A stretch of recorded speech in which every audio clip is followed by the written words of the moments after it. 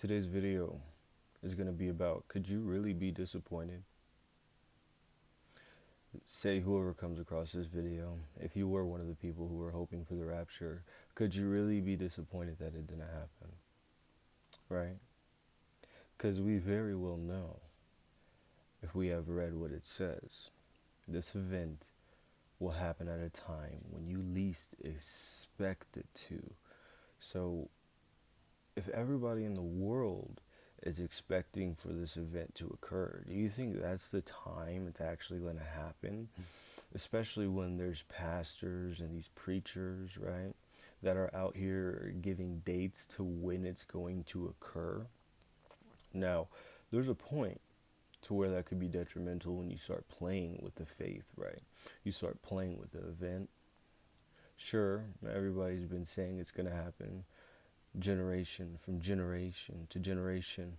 But as we know, as it was in the days of Noah, so shall it be in the coming days of the Son of Man, right? So we can't ignore what's being told and the dreams that people are given. We can't just dismiss that as if it's nothing to pay attention to, because it is something to pay attention to, because we're at a time, I would say, of a great reset that needs to occur. Within this great reset would be a lot of, what's the best way to put it? Excitement, anxiety, and impatience, right? We're in a generation right now where people put distractions before prophecy. And a lot of people in this world don't believe in prophecy. Now, prophecy can be a thing. It can be a crazy thing. But as we are told, like a thief in the night, Jesus Christ will return. Yeshua HaMashiach, the Messiah, right? He will return like a thief in the night. But when we look at the thief in the night, we're going to refer to this house to be the world.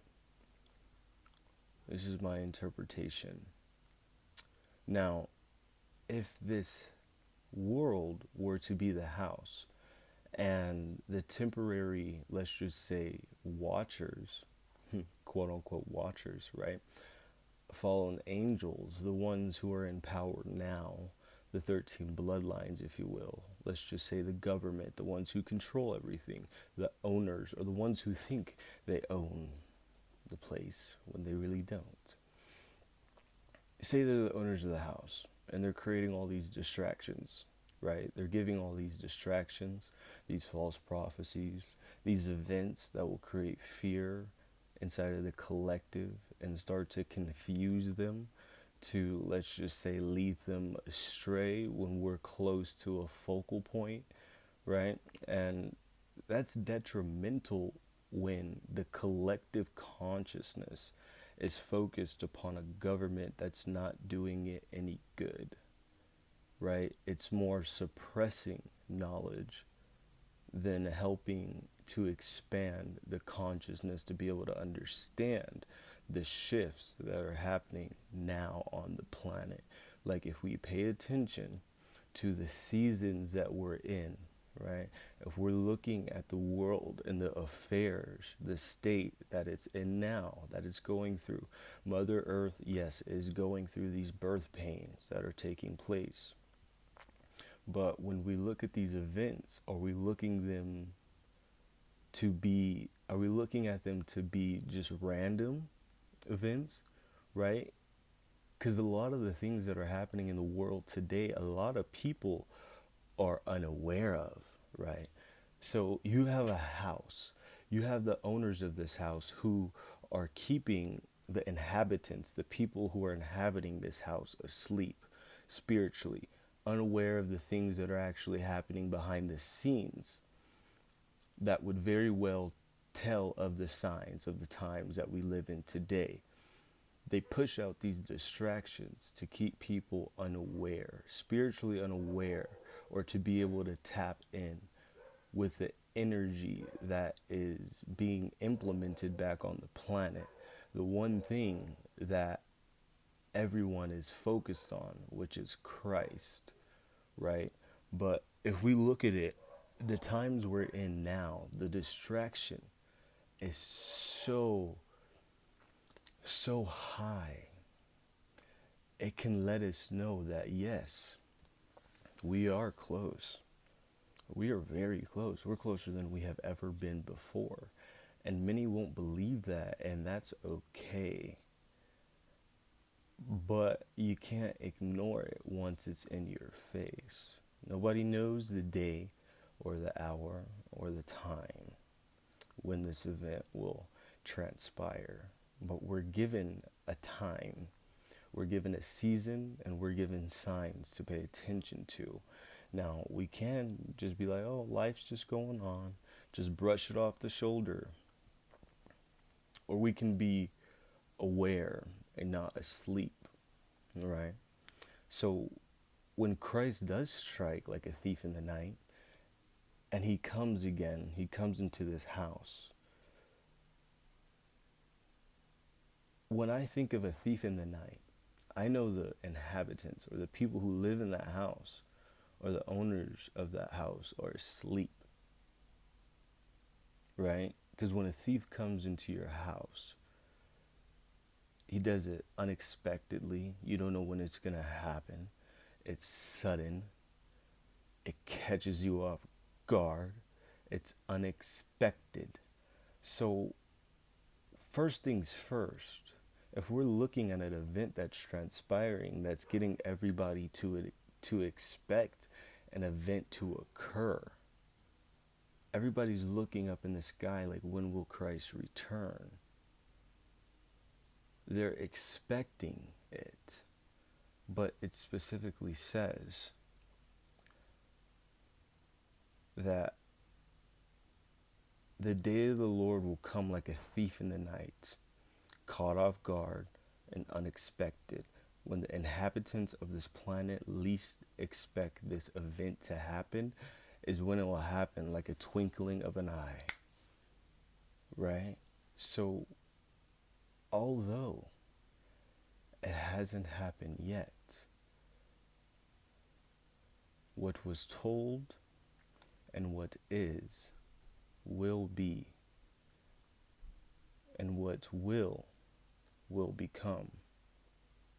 Things will fulfill when they're meant to, in the timing that was ordained. Keyword ordained. Prime timing is vital for everything to take place. So we must ask ourselves, like a thief in the night, will we be aware, or will we be paying attention to the distractions that the media, right? Media. Funny enough, I looked this up a while ago, and the goddess of illusion is called media. Coincidence? I think not. But at a time like this, yeah, distractions will be at an all-time high. So to be able to pay attention and to become aware of the situations that are spiraling out of control right now, I would say would be key, right? And I know for a fact, when you all least expect it, when you think it won't happen, when everyone, let's just say, lost the faith of this event, which many won't,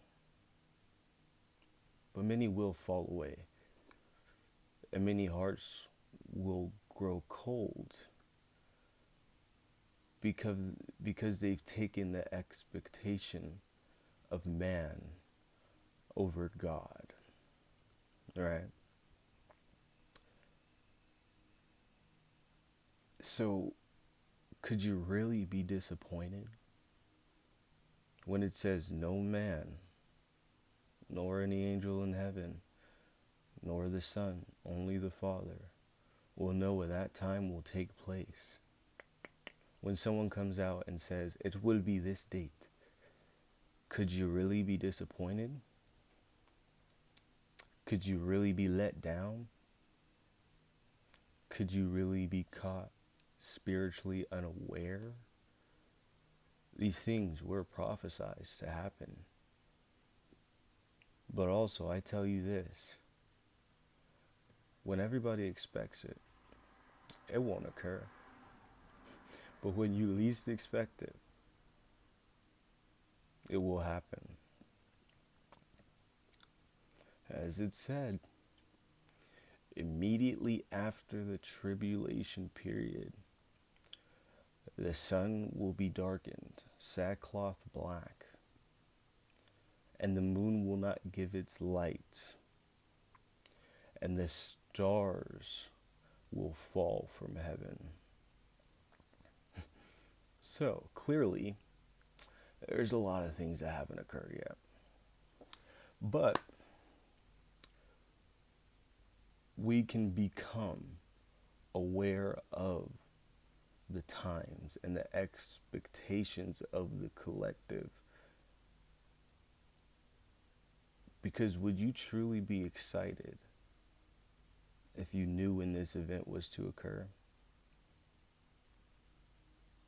Think about it.